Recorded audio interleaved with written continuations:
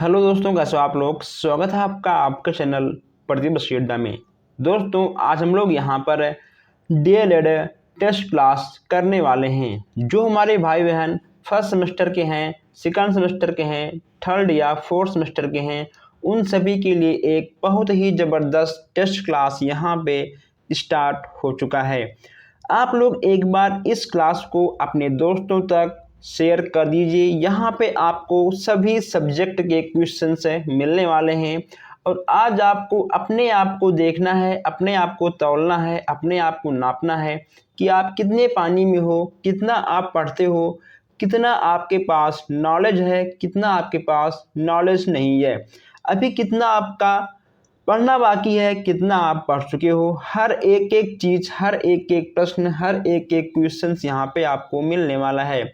आप 21 बैच के हो या 22 बैच के हो या आप 19 बैच के थे या आप 18 बैच के हो, आप किसी भी बैच के हो, आपका बैक है या आपका बैक नहीं है, आपका फर्ज है कि आप इस टेस्ट क्लास को दीजिए और आप अपने आप को तौलिए कि आखिर आप कितना पढ़ चुके हो, कितना आपको पढ़ना बाकी है। और जो हमारे भाई बहन नए हैं, जो लोग अभी तक चैनल को सब्सक्राइब नहीं किए हैं, वो लोग सब्सक्राइब कर दें ताकि आगे आने वाले कोई भी अपडेट, कोई भी क्लास आपसे मिस ना हो। चलिए हम लोग स्टार्ट करते हैं आज का टेस्ट क्लास। यहाँ पे आपका पहला प्रश्न है कि मृदा का लाल रंग उपस्थिति के कारण होता है। यानी यहाँ पे आपको बताना है कि मिट्टी का लाल रंग किसकी उपस्थिति के कारण होता है। यूरिया के, कैल्शियम क्लोराइड के या फिर आयरन ऑक्साइड के या उपरोक्त सभी। इन चारों में से आपका क्या होगा, किसके मिलने से मिट्टी का रंग लाल हो जाता है। अगर हम बात करें आंसर की तो इसमें आपका होगा आयरन ऑक्साइड। ठीक है, जब मिट्टी में आयरन ऑक्साइड होता है तो मिट्टी का रंग लाल हो जाता है। आपने लाल मिट्टी देखी होगी। नेक्स्ट यहाँ पे आपका है, किस मिट्टी में आलू अधिक अच्छा होता है। चिकनी मिट्टी में, गाद मिट्टी में, बलुई मिट्टी में, दोमट मिट्टी में। जो लोग खेती करते होंगे या फिर जिनके यहाँ खेती होता होगा, जो लोग गांव से बिलोंग करते होंगे, उन्हें इस प्रश्न का आंसर पता होगा। अगर हम बात करें आलू की सबसे अच्छी पैदावार की, तो बलुई मिट्टी में आलू सबसे अच्छा होता है, क्योंकि जब भी हम लोग आलू को बोते हैं, अगर मिट्टी बलुई मिट्टी है तो कहीं ना कहीं बहुत ही अच्छे से आलू उभर कर बाहर आते हैं और बहुत ही अच्छे से अधिक आलू पैदा हो जाते हैं। बलुई मिट्टी आपका बिल्कुल सही हो जाएगा। नेक्स्ट यहाँ पे आपका है, वृक्षारोपण से भूमि का कटाव होता है, कम होता है, अधिक होता है या नहीं होता है या समान रूप से होता है। आप कितना भी पेड़ लगा लीजिए, मिट्टी का कटाव तो होगा ही दोस्तों। ठीक है, लेकिन ना कम होगा ना अधिक होगा, समान रूप से होगा। ठीक है, सामान्य रूप से होगा। अगर पेड़ जहाँ पे नहीं लगे होते हैं वहाँ पे मिट्टी अधिक कटती है। ठीक है, अगर पेड़ लगे होते हैं तो समान रूप से कट जाती है। नेक्स्ट यहाँ पे आपका है, बारीक बालू के कणों का माप होता है। इस क्वेश्चंस को आपने कई बार देखा होगा, तो बताइए इसका उत्तर क्या होगा। बारीक बालू में कणों का माप होता है, इसमें आपका हो जाएगा 0.02 मिमी से 0.2 मिमी, यानी आपका सा वाला बिल्कुल सही हो जाएगा। पांचवा आपका है, बलुई बलुई दोमट मिट्टी में रेत की मात्रा होती है। बलुई दोमट मिट्टी में कितनी मात्रा रेत की होती है। 60 से 80%, 50 से 60% या फिर 60% से कम या 60% से अधिक आपको बताना होगा। इसका क्या होगा, इसमें आपका हो जाएगा 60 से 80%। ठीक है, यानी सा वाला आपका बिल्कुल सही हो जाएगा। सॉरी, आपका आ वाला सही होगा इसमें। ठीक है, 60 से 80% आपका सही हो जाएगा। नेक्स्ट यहाँ पे आपका है एक्टिवेटेड। ठीक है, एक्टिवेटेड कंपोस्ट खाद विधि का खोज किसने किया था, आपको बताना होगा। इसमें आपके हो जाएंगे डॉक्टर रिये और डॉक्टर फ्लाउनर, यानी ये आपके दोनों बिल्कुल सही हो जाएगा। सवाल आपका बिल्कुल सही हो जाएगा। चलिए हम लोग आगे बढ़ते हैं। नेक्स्ट प्रश्न यहाँ पे आपका है कि कंपोस्ट खाद तैयार की जाती है 1 माह में, 1 वर्ष में या 10 दिन में या 4 से 5 महीने में। कंपोस्ट खाद की बात यहाँ पे की जा रही है। अगर हम बात करें इसके आंसर की, तो यह खाद बनने में 4 से 5 महीने लग जाते हैं।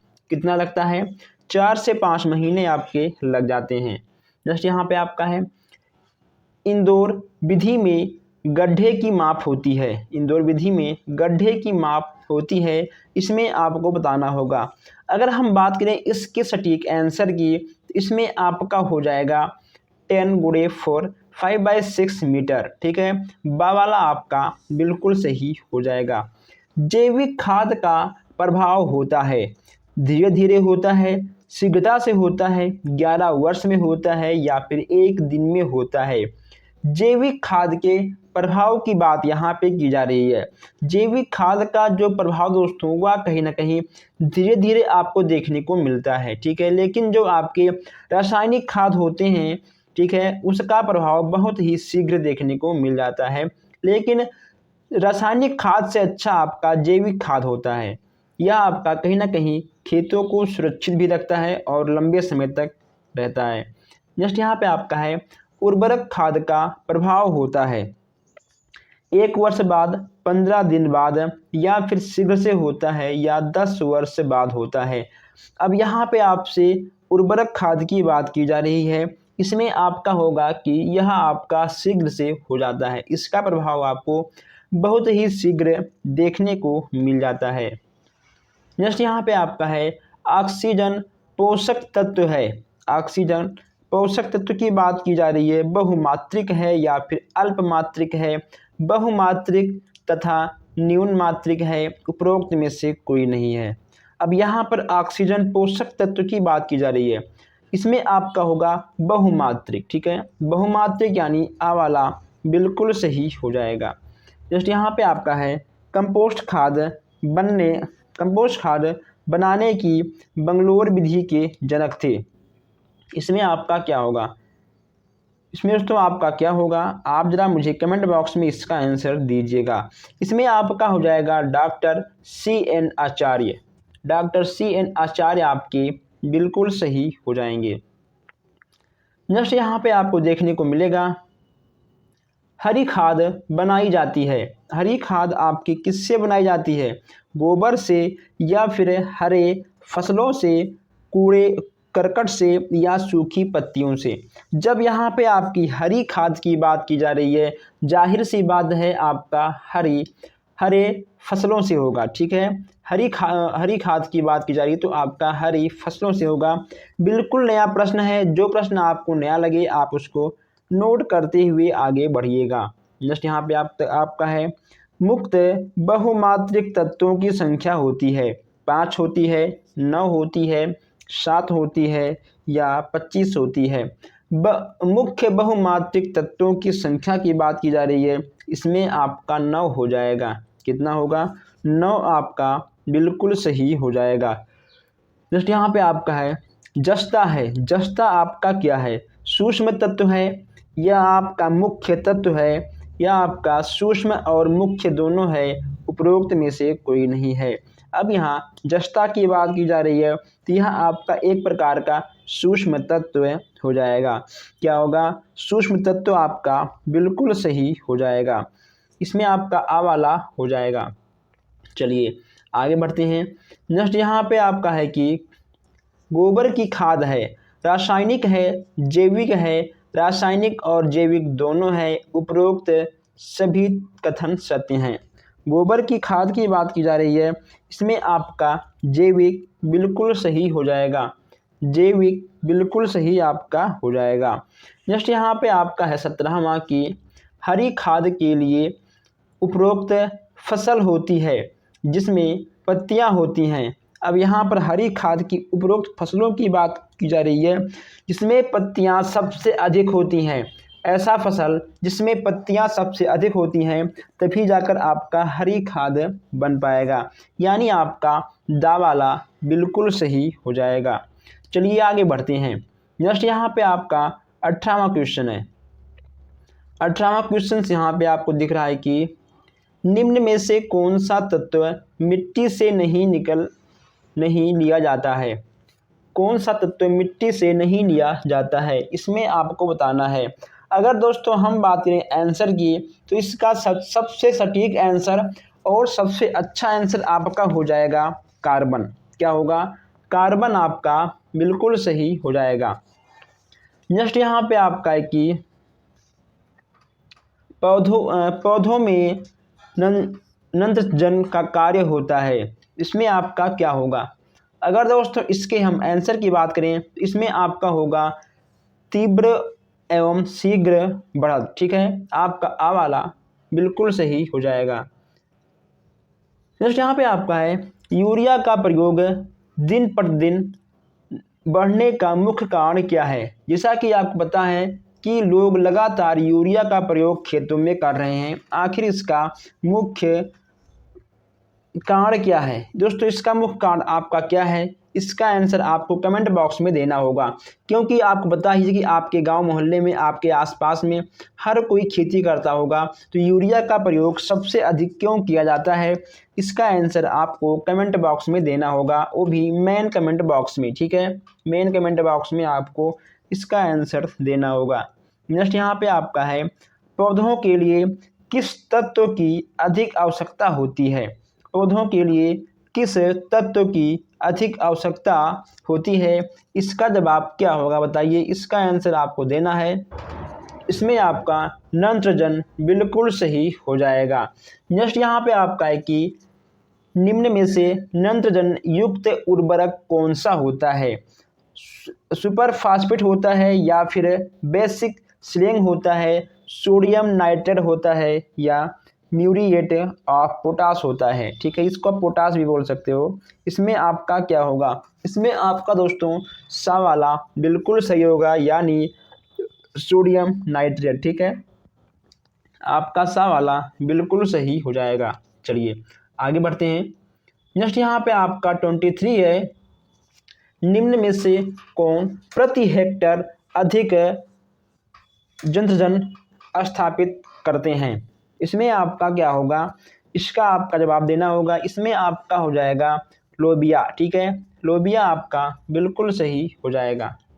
नेक्स्ट यहाँ पे आपको 24 है कि 12, 32 और 16 ग्रेड के उर्वरक में 16 अंक किस पोषक तत्व से संबंधित है? इसमें आपका क्या होगा? बहुत ही सिंपल प्रश्न है, इसमें आपका पोटास हो जाएगा। पोटास आपका बिल्कुल सही हो जाएगा। यहाँ पे आपको मिक्स क्वेश्चन देखने को मिलेंगे। निम्नलिखित में से अधिक नाइट्रोजन किस उर्वरक में होता है? ओके, तो किस उर्वरक में आपको मिलता है या फिर होता है, जो भी आप समझ लो। किसमें सबसे अधिक आपको नाइट्रोजन उर्वरक देखने को मिल जाता है? अमोनिया सल्फेट, सोडियम नाइट्रेट, किसान खाद, या यूरिया? देखिए दोस्तों, नाइट्रोजन से जो पौधे आपके होते हैं तेजी के साथ बढ़ते हैं। ठीक है, आपने देखा होगा कि यूरिया का प्रयोग खेतों में सबसे अधिक किया जाता है। ठीक है, यूरिया का प्रयोग खेतों में सबसे अधिक होता है, और यूरिया में आपका नाइट्रोजन भी होता है, इसलिए पौधे सबसे अधिक और शीघ्र गति से बढ़ते हैं। नेक्स्ट यहाँ पे आपका है कि निम्न में से कौन सा कार्बनिक उर्वरक का उदाहरण है? कार्बनिक उर्वरक का उदाहरण आपका कौन सा है, ये यहाँ पे आपको बताना है। अमोनिया क्लोराइड, DAP, या फिर यूरिया, या फिर सोडियम नाइट्रेट? इसमें आपका क्या होगा? अगर हम इसके आंसर की बात करें, इसमें आपका यूरिया बिल्कुल सही हो जाएगा। कंपोस्ट खाद कैसे बनाई जाती है? कंपोस्ट खाद का नाम आप लोगों ने सुना भी होगा, और कैसे बनाई जाती है आपको पता भी होगा। कूड़ा कचरा से बनाई जाती है, गोबर से, सूखी पत्तियों से, या उपरोक्त सभी से? बहुत ही आसान प्रश्न है, जब आपकी तीनों चीज़ मिलते हैं तभी आपका कंपोस्ट खाद बनाया जाता है, यानी आपका उपरोक्त सभी बिल्कुल सही हो जाएगा। 28 यहाँ पे आपका है कि कीटनाशक पौधों में वृद्धि करते हैं, रोगों से मुक्त करते हैं, कीटों से मुक्त करते हैं या इनमें से कोई नहीं। जो दोस्तों आपके कीटनाशक होते हैं, ठीक है, जो आपके कीटनाशक दवाएं होते हैं जिसको स्प्रे के द्वारा पौधों पर छिड़का जाता है, वे ना तो वृद्धि करते हैं पौधों का, ना तो रोग से मुक्त करते हैं, बस वो केवल कीटों से मुक्त करते हैं, ठीक है। जो उसमें कीड़े लगे होते हैं, जो उसमें कीटाणु होते हैं, उससे मुक्त करते हैं, ठीक है। आपका सवाल बिल्कुल सही हो जाएगा। जो हमारे भाई बहन अभी तक चैनल को सब्सक्राइब नहीं किए हैं वो लोग सब्सक्राइब कर लें, ताकि कोई भी क्लास, कोई भी अपडेट आपसे मिस ना हो। तो दोस्तों चलिए हम लोग आगे बढ़ते हैं, और प्लीज़ आप लोग इस क्लास को शेयर भी कर दीजिएगा। जैसे यहाँ पे आपका है कि गृह शिल्प का मुख्य उद्देश्य क्या होता है। गृह शिल्प का मुख्य उद्देश्य क्या होता है ये आपको बताना है। वस्त्रों के विषय में ज्ञान, या फिर भोजन बनाना, या पारिवारिक जीवन की शिक्षा, या उपरोक्त में से कोई नहीं। जब गृह शिल्प का मुख्य उद्देश्य की बात आती है, इसमें आपका हो जाएगा पारिवारिक जीवन की शिक्षा। सवाल आपका बिल्कुल सही हो जाएगा। जस्ट यहाँ पे आपका है गृह शिल्प की शिक्षा से लाभ है। क्या लाभ है? गृह शिल्प की शिक्षा से क्या लाभ है? परिवार के सुख संतोष की व्यवस्था करना, या फिर चरित्र निर्माण में सहायक, या फिर कुशल गृहिणी के रूप में उत्तम एवं सक्षम व्यक्तित्व का निर्माण होता है, या उपरोक्त में से सभी लाभ प्राप्त होते हैं। अगर हम इसके आंसर की बात करें, इसमें आपका दा वाला बिल्कुल सही हो जाएगा। उपरोक्त सभी लाभ प्राप्त होते हैं, दा वाला आपका बिल्कुल राइट हो जाएगा। चलिए आगे बढ़ते हैं। नेक्स्ट यहाँ पे आपका है कि गृह शिल्प के तत्वों में कौन सा तत्व नहीं आता है। गृह शिल्प के तत्वों में कौन सा तत्व आपका नहीं आता है। इसमें आपका हो जाएगा पोषण एवं आहार, वस्त्र विज्ञान और सिलाई एवं कढ़ाई, ठीक है। वाणिज्य और शरीर विज्ञान एवं स्वास्थ्य रक्षा, इसमें आपका क्या होगा? इसमें आपका हो जाएगा वाणिज्य, ठीक है। आपका सवाल बिल्कुल सही हो जाएगा। जस्ट यहाँ पे आपका कि गृह शिल्प का प्रथम अध्ययन क्षेत्र है। प्रथम अध्ययन आपका क्षेत्र कौन सा है? परिवार है, समुदाय है, समाज है, या राष्ट्र है। अगर हम गृह शिल्प की बात करें तो जो हमारी बहनें हैं या फिर जो भाई हैं, उन्हें पहला जो शिल्प कला का प्रथम अध्ययन करते हैं वे अपने परिवार से ही करते हैं। जो भी आप सीखते हो आप सबसे पहले अपने परिवार से ही सीखते हो, ठीक है। अब यहाँ पे नेक्स्ट है आपका कि नेक्स्ट यहाँ पे आपका है प्रोटीन की कमी से होने वाला रोग। प्रोटीन की कमी से कौन सा रोग होता है? घेघा होता है, रतौंधी होता है, चर्म रोग होता है, या बेरी रोग होता है। इसमें से आपका क्या होगा? तो प्रोटीन की कमी की बात करें, इसमें आपका चर्म रोग हो जाता है, यानी आपका सा वाला बिल्कुल सही हो जाएगा।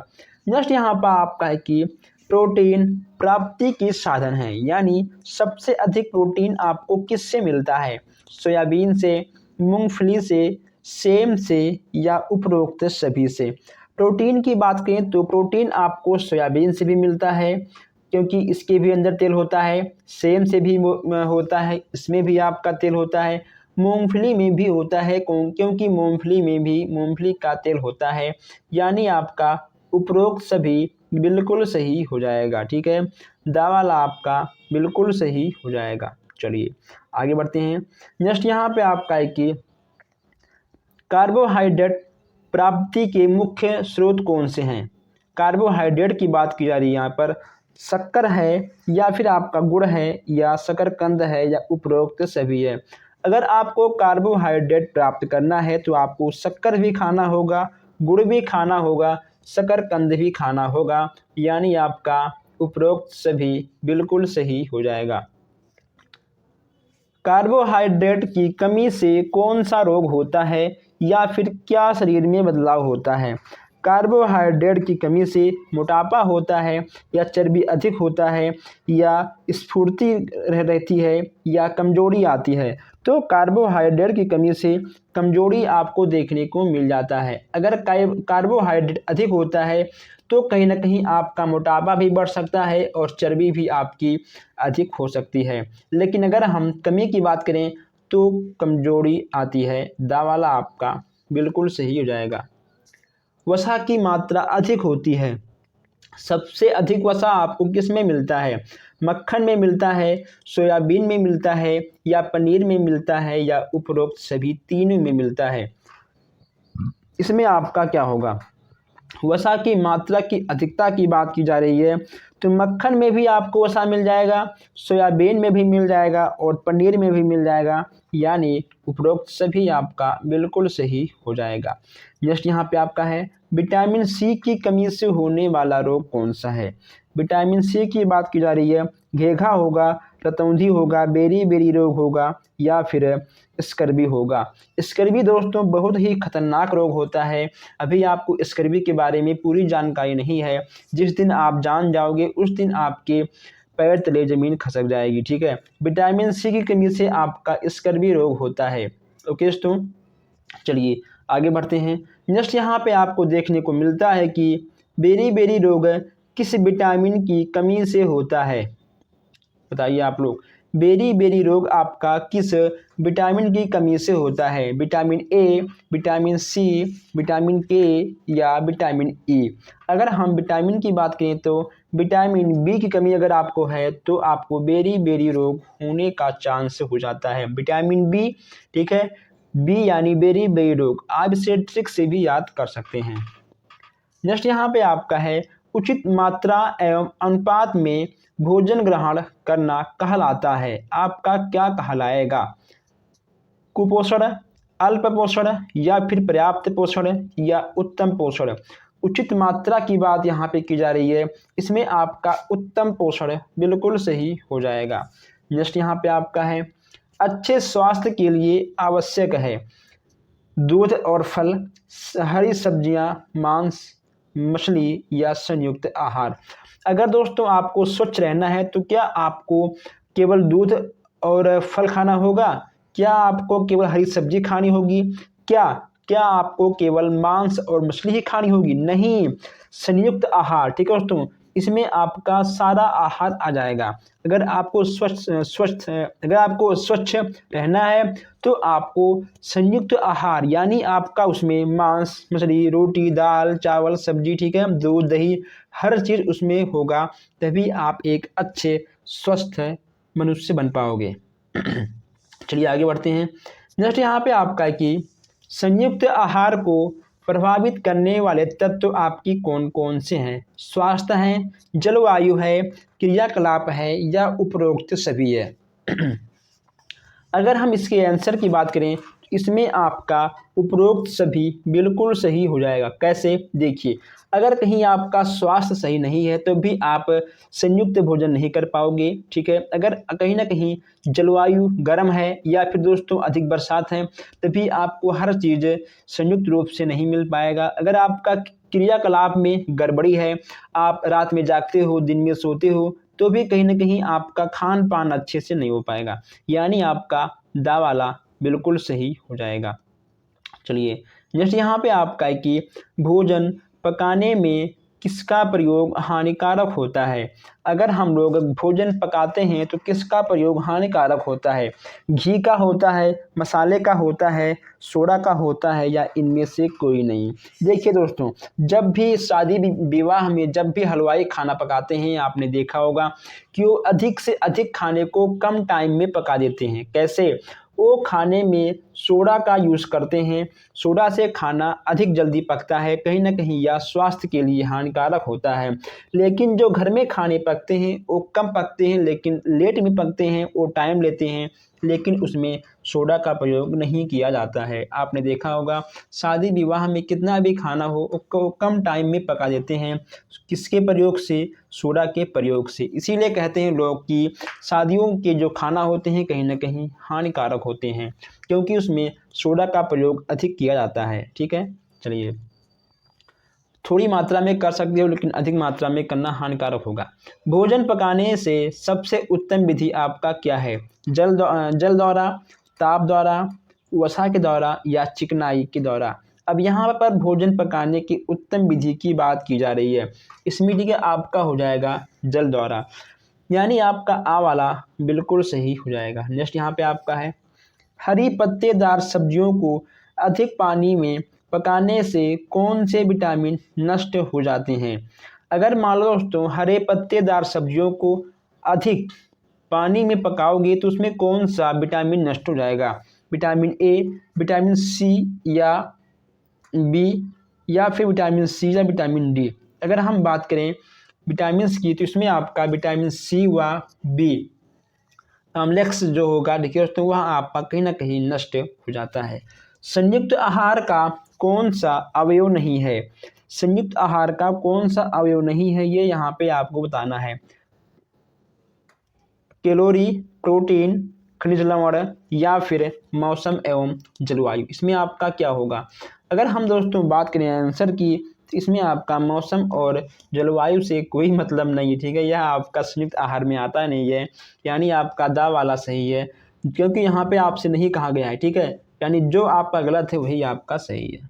जस्ट यहाँ पे आपका है गर्भ अवस्था के समय स्त्री में कौन से परिवर्तन होते हैं? शारीरिक परिवर्तन होते हैं, मानसिक, शारीरिक या मानसिक दोनों, या उपरोक्त में से कोई नहीं। जब कोई भी स्त्री गर्भ अवस्था में होती है तो उसका शारीरिक और मानसिक दोनों परिवर्तन हो जाता है। जस्ट यहाँ पे आपका है बच्चों के लिए कौन सा दूध सर्वोत्तम होता है? गाय का दूध है, डिब्बे का दूध है, भैंस का दूध है या माँ का दूध है? क्या होगा इसमें आपका? बच्चे के सर्वोत्तम दूध की बात की जा रही है, सबसे पहले माँ का दूध होगा, ठीक है दोस्तों। माँ का दूध है सबसे अच्छा दूध होता है। आइए आगे बढ़ते हैं। जस्ट यहाँ पे आपका है कि साधारण स्त्री के अपेक्षा गर्भवती की कैलोरी मांग कितनी अधिक हो जाती है? 300, 400, 500 या 600? 300 कैलोरी अधिक हो जाती है, क्योंकि कुछ परसेंट उसके बच्चे में भी जाता है। अस्थियों के निर्माण तथा मजबूती के लिए क्या आवश्यक है? लोह या फिर कैल्शियम या प्रोटीन या आयोडीन? दोस्तों आयोडीन से कोई मतलब नहीं है, ठीक है। प्रोटीन से कोई मतलब नहीं है, लोहा से कोई मतलब नहीं है, कैल्शियम की बात करते हैं, ठीक है। अस्थियों की जब भी बात की जाए, अस्थि यानी हड्डियों की बात जब भी की जाए, यह आपका कैल्शियम सबसे पहला आंसर हो जाएगा। चलिए आगे बढ़ते हैं। नेक्स्ट यहाँ पे आपको देखने को मिल जाएगा कि शिशु के आगमन की तैयारी शुरू हो जाती है। शिशु के आगमन की तैयारी कब से शुरू हो जाती है ये आपको बताना है। शिशु के जन्म के बाद, शिशु के गर्भ में आते ही, गर्भ अवस्था के तीसरे माह में, गर्भ के 9वें माह में? इसका आंसर आपका क्या होगा? इसमें आपका होगा कि गर्भ के तीसरे माह से शिशु के आगमन की तैयारी शुरू हो जाती है, ठीक है। नेक्स्ट यहाँ पे आपका है साधारण बच्चे का वजन जन्म के समय होता है 2 किलोग्राम का, 3 किलोग्राम का, 2.7 से 3 किलोग्राम का, 4 किलोग्राम का? इसमें आपका क्या होगा? इसमें आपका होगा 2.7 से 3 किलोग्राम का, यानी आपका सा वाला बिल्कुल सही हो जाएगा। नेक्स्ट यहाँ पे आपका है कि जन्म के बाद बच्चों का रोना आवश्यक है, क्योंकि रोने से फेफड़े फैलते हैं और बच्चे का श्वसन प्रारंभ हो जाता है, या फिर रोने से आंसू निकलते हैं, रोने से भूख लगती है, रोने से पता चलता है कि बच्चा जिंदा है। दोस्तों अगर हम बात करें आंसर की तो रोने से फेफड़े फैलते हैं और बच्चे का श्वसन प्रारंभ हो जाता है, यानी आपका आ वाला बिल्कुल सही हो जाएगा। जस्ट यहाँ पे आपका है बच्चे को माँ का दूध कब प्रभाव करवाना चाहिए? दोस्तों बच्चों को माँ का दूध कब प्रारंभ करवाना चाहिए? 1 घंटे बाद, 2 घंटे बाद, 4 घंटे बाद या जन्म के तुरंत बाद? यानी बच्चे को कब से माँ का दूध पिलाना चाहिए? तो इसमें आपका होगा जन्म के तुरंत बाद, ठीक है। जैसे बच्चा पैदा हो, क्योंकि बच्चा उस टाइम भूखा होता है, तुरंत उसे दूध चाहिए, ठीक है, इसलिए उसे दूध पिलाना आवश्यक हो जाता है। चलिए नेक्स्ट यहाँ पे आपका है कि वस्त्र अनुकूल होना चाहिए। वर्तमान फैशन के, वर्तमान मूल्य के, वर्तमान मौसम के या वर्तमान समाज के? वस्त्र अनुकूल होना चाहिए, यानी आप वस्त्र किसके अनुकूल पहनोगे? वर्तमान फैशन के। ओके दोस्तों, फैशन के अनुसार आपको ही वस्त्र यानी कपड़ा पहनना होगा। वस्त्रों द्वारा आकर्षण बढ़ जाता है, व्यक्ति का, आर्थिक स्थिति का, परिवार का या सामाजिक जीवन का। इसमें ठीक है दोस्तों आपका हो जाएगा व्यक्ति का। अगर आप अच्छे कपड़े पहने हो तो कहीं ना कहीं लोग आपको देखकर आकर्षित होंगे। उसमें आर्थिक, परिवार और समाज का नहीं, उसमें आपके व्यक्ति का, यानी जो वस्त्र पहनेगा, फैंसी आकर्षण वस्त्र जो पहनेगा उसी का आकर्षण होगा। ठीक है, यहाँ पे व्यक्ति का आकर्षण बढ़ जाएगा। जस्ट यहाँ पे आपका है, वस्त्रों के चयन में मनुष्य में किस तत्व का होना आवश्यक है? पूंजी का, विवेकशीलता का, सहयोग का। देखिए दोस्तों, अगर मान लो पैसे आपके पास अधिक हैं, वस्त्रों का पहचान करना, ठीक है, चयन करना आपको नहीं आता, बेकार है। ठीक है, इसमें आपका होगा विवेकशीलता का। आपके पास दिमाग होना चाहिए कि आजकल के फैशन के दौरान लोग वस्त्र कैसे पहनते हैं, यानी आपका बा वाला बिल्कुल सही हो जाएगा। जस्ट यहाँ पे आपका है, सुंदर व आकर्षण वस्त्र पहनते हैं। मूल्यों को, प्रतिष्ठान को, सामाजिक स्तर को या पारिवारिक पृष्ठभूमि का। इसमें आपका क्या होगा? इसमें आपका होगा प्रतिष्ठान को। ठीक है दोस्तों, इसमें आपका बा वाला बिल्कुल सही हो जाएगा। सिलाई किट बनाने से बचत होती है। सिलाई किट बनाने से बचत किसकी होती है? इसमें आपका क्या होगा दोस्तों? इसमें आपका धन, श्रम और समय तीनों होगा, यानी आपका उपरोक्त सभी बिल्कुल सही हो जाएगा। जस्ट यहाँ पे आपका है, रेशमी कपड़ों में किसका कल्फ लगाना चाहिए? रेशमी कपड़ों में किसका कल्फ लगाना चाहिए? इसमें आपका क्या होगा? अगर दोस्तों इसमें हम बात करें आंसर की, तो इसमें आपका गोद सबसे पहला आंसर हो जाएगा। दोस्तों आप लोगों ने जितने भी क्वेश्चंस किए हैं, आपको कमेंट बॉक्स में बताना होगा कि आपने कितने सही क्वेश्चंस किए हैं, कितने गलत क्वेश्चंस किए हैं।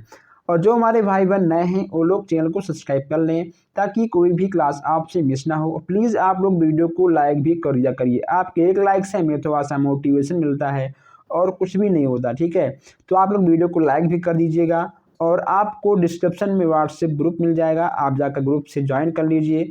और कोई भी आपका शंका शिकवा शिकायत है, आप हमसे व्हाट्सएप पर या कमेंट बॉक्स, फेसबुक या फिर आप इंस्टाग्राम से हमसे संपर्क कर सकते हैं। हर चीज़ का लिंक आपको डिस्क्रिप्शन और अबाउट में आपको मिल जाएगा। तो दोस्तों बस आज के लिए इतना ही। हम मिलते हैं फिर आपसे नेक्स्ट ज़बरदस्त क्लास में। धन्यवाद।